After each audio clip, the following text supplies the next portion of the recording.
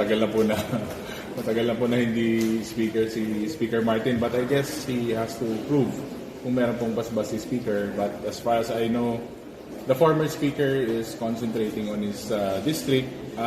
Recently nga po meron kaming meeting a few weeks ago at we are concentrating on our priority bills for the party, which is Lakas. Parang pag sinabi kasi may basbas, sila po yung pinanggalingan. Hindi po, sarili po naming desisyon to.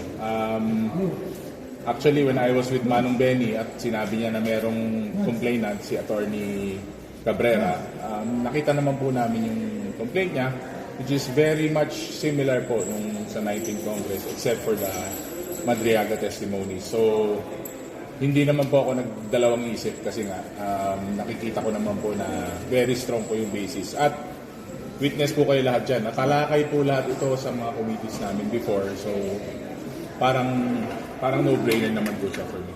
Sir, clarification.